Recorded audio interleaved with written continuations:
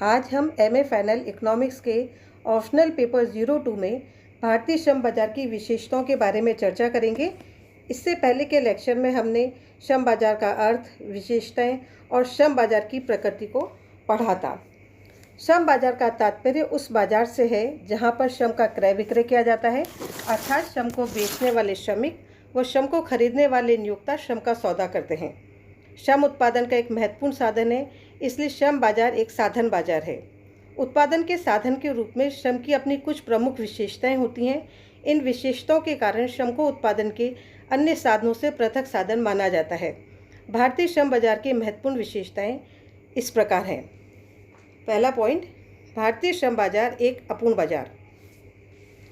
भारतीय श्रम बाजार एक पूर्ण बाजार होने की अपेक्षा अपूर्ण बाजार है। पूर्ण बाजार की विशेषताएं होती हैं श्रम क्रेताओं व विक्रेताओं का बहुत अधिक होना, श्रम प्राप्त करने के लिए नियोक्ताओं तथा रोजगार प्राप्त करने के लिए श्रमिक में पूर्ण प्रतियोगिता का होना, श्रम व पूंजी में पूर्ण गतिशीलता का पाया जाना, श्रम की समस्त इकाइयों का समरूप होना, मजदूरी का श्रम की सीमांत उत्पादकता के बराबर होना, श्रमिक व नियोक्ताओं को श्रम बाजार की दशाओं का पूर्ण ज्ञान होना आदि। भारतीय श्रम बाजार में श्रम के विक्रेताओं में तो प्रतियोगिता हो सकती है, किंतु श्रम के क्रेताओं में प्रतियोगिता का पूर्ण अभाव पाया जाता है। कहीं कहीं तो भारतीय श्रम बाजार में क्रेता एकाधिकार की स्थिति पाई जाती है, जिसके अनुसार भारतीय श्रम बाजार अपूर्ण बाजार माना जाता है। भारतीय श्रम बाजार में श्रम में गतिशीलता का अभाव पाया जाता है एवं भारतीय श्रम की इकाइयों में एकरूपता का भी अभाव पाया जाता है।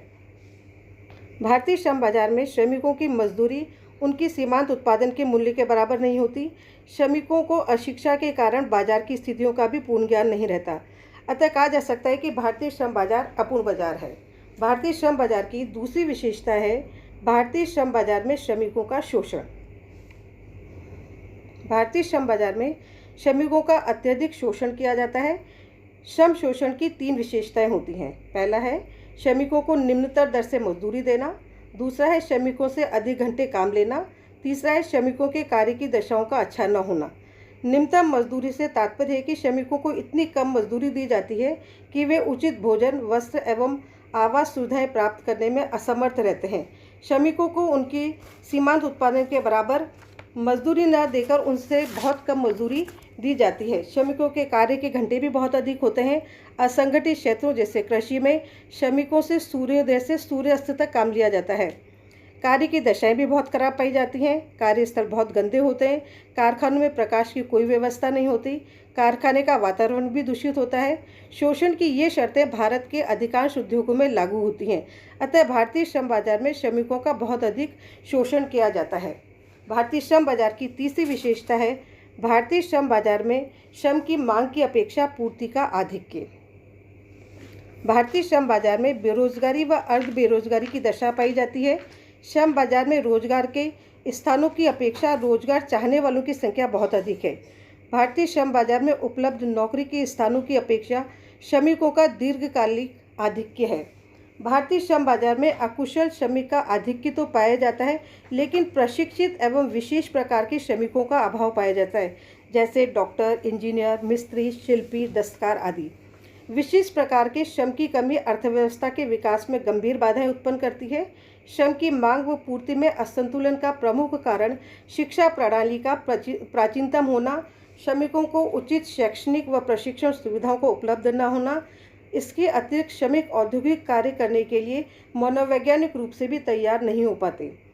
भारतीय श्रम बाजार की चौथी विशेषता है भारतीय श्रम बाजार में औद्योगिक श्रमिकों को कृषि श्रमिकों से अलग नहीं किया जा सकता।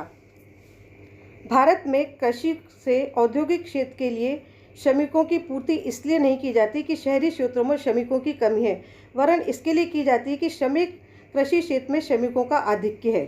कृषि श्रमिकों का औद्योगिक क्षेत्र की ओर हस्तांतरण स्वयं कृषि के लिए भी लाभदायक है, क्योंकि इससे कृषि क्षेत्र पर श्रमिकों का भार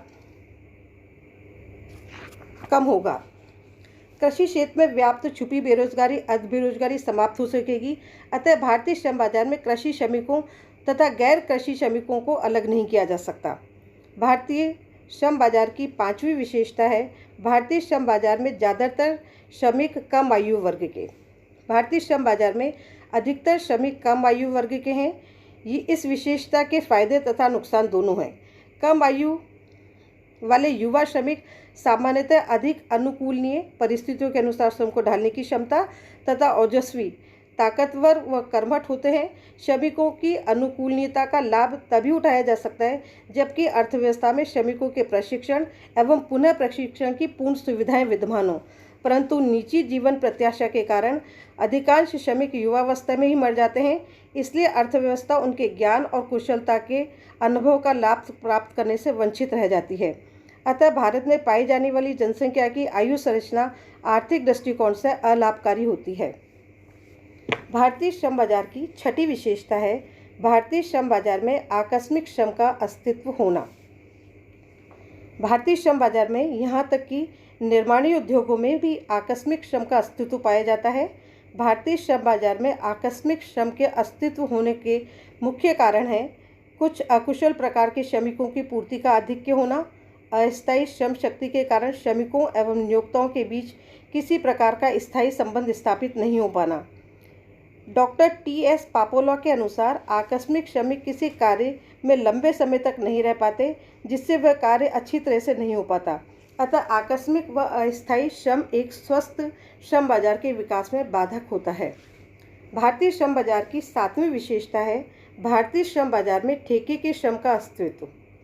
भारतीय श्रम बाजार में आज भी ठेके के श्रम की बहुलता पाई जाती है। भवन निर्माण, कागज, सीमेंट, सूती वस्त्र उद्योग, खानों, बंदरगाहों, केंद्रीय एवं राज्य जन निर्माण वाली विभागों एवं रेलवे विभागों में बड़ी मात्रा में ठेके के श्रमिक पाए जाते हैं। ठेके के श्रमिक एवं प्रत्यक्ष रूप से भर्ती किए जाने वाले श्रमिक के बीच दो मुख्य अंतर होते हैं।